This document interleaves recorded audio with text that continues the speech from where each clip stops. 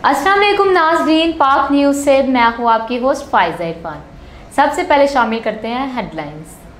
Israel की बर्बरियत जारी, गजा पर हमलों में तेजी लाने का ऐलान, सिहोनियों के मगरबी किनारे पर भी हमले। बस्ती गजा के नसीरात कैंप में मौजूद मार्केट में इसराइली जंगी जहाज की बमबारी, मार्केट तबाह। हलाकतों का खदशा, इसराइली जारहियत से 4,500 से ज़ायद फलस्तीनी शहीद, 14,000 जख्मी। गजा में जिंदगी के आसार कम होने लगे, पानी न बिजली, इंटरनेट सर्विस भी मुअत्तल, खुराक अद्वियात खत्म, अस्पतालों में मरीज तड़पने लगे। इसराइल का अल-कुद्स अस्पताल को फौरी तौर पर खाली करने का ऐलान। जंगबंदी के बदले मजीद गैरगमानों को रिहा करने की पेशकश, हमास की जानिब से मजीद 2 मगवियों को रिहा करने की कोशिश। इसराइल का वसूल करने से इनकार, अमरीकी वज़ीर ख़ारिजा एंटोनी ब्लिंकन का रिहाई में मदद पर कतर से इज़हार तशक्कुर। रूस का गजा की इंसानी सूरत हाल पर सलामती कौंसिल का इजलास बुलाने का प्लान।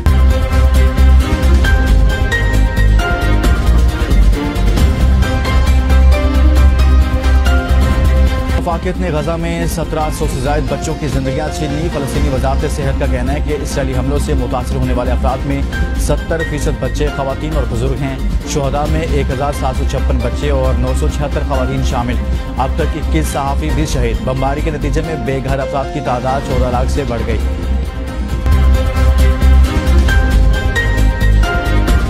इसराइल इंसानियत भूल गया, 2 हफ्तों में 5000 गिरफ्तारियां। इसराइली जेलों में कैद फलस्तीनियों की तादाद 10,000 से तजावुज़ कर गई। फलस्तीनी हुकाम के मुताबिक इसराइल ने गजा से तकरीबन 4000 मजदूरों को गिरफ्तार करके फौजी अड्डों में कैद कर लिया। मशरकी यरूशलेम में भी छापे, 1000 से ज़ायद फलस्तीनी गिरफ्तार। बेगुनाह फलस्तीनियों पर जेलों में बदतरीन तशद्दुद। आम इजलास, अरब ममालिक ने फलस्तीनियों की जबरी बेदखली को मुस्तरद कर दिया। फलस्तीनी सदर महमूद अब्बास का अपनी सरजमीन कभी ना छोड़ने के आज़म का इजहार, कहा कि हम अपनी सरजमीन कभी नहीं छोड़ें, ना ही कोई हमें अपनी सरजमीन से बेदखल कर सकता है। सऊदी वज़ीर ख़ारिजा शहज़ादा फैसल बिन फरहान ने कहा कि गजा की जंग खतरनाक साबित हो सकती है। फलस्तीनियों को इनकी सरजमीन से बेघर करने की किसी भी कोशिश को मुस्तरद करते हैं।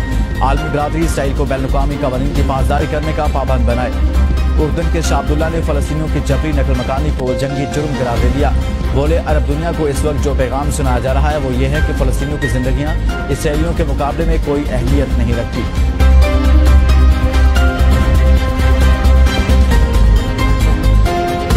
इसराइली जारहियत के खिलाफ लंदन समेत दुनिया भर में एहतजाजी मुजाहरे, फलस्तीनी परचम लहराते मुजाहरीन के इसराइल दहशतगर्द रियासत और फलस्तीन को आज़ाद करो के नारे। मुजाहरीन का गजा में बमबारी बंद करने और इसराइल पर पाबंदियां लगाने का भी मुतालबा। इटली, जर्मनी, ऑस्ट्रिया, मिस्र, यूनान और ट्यूनिस में भी मजलूम फलस्तीनियों से इजहार यकजहती के लिए रैलियां।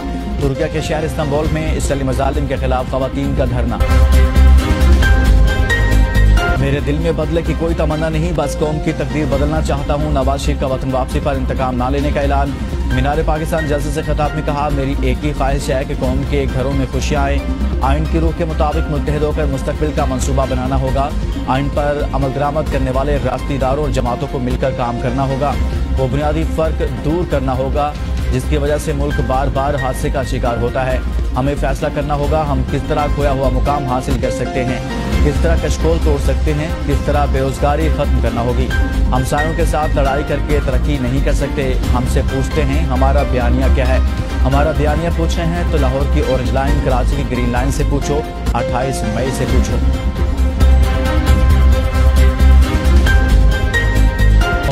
तो दूर की बात, नवाज शरीफ दौर में गमला भी नहीं टूटा। शहबाज शरीफ का मीनार पाकिस्तान जलसे से खिताब, कहा नवाज शरीफ ने हर बार कौम की तकदीर बदली तो इन्हें इक़्तिदार से हटा दिया गया।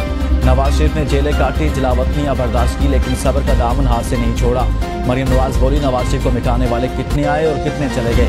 जिसे अल्लाह इज्जत देना चाहे तो कोई नहीं रोक सकता। मैं समझती थी मीनार पाकिस्तान बहुत बड़ी जगह है, ये जगह भी लिखी शेरों के लिए छोटी पड़ गई। कहते थे नून से शीन निकलेगी, देख ले नून और शीन एक साथ हैं। नवाज शरीफ अपने घर, अपनी मट्टी और अपने वतन वापस आए हैं। देख ले नवाज शरीफ आन बान और शान के साथ वापस आ गया है।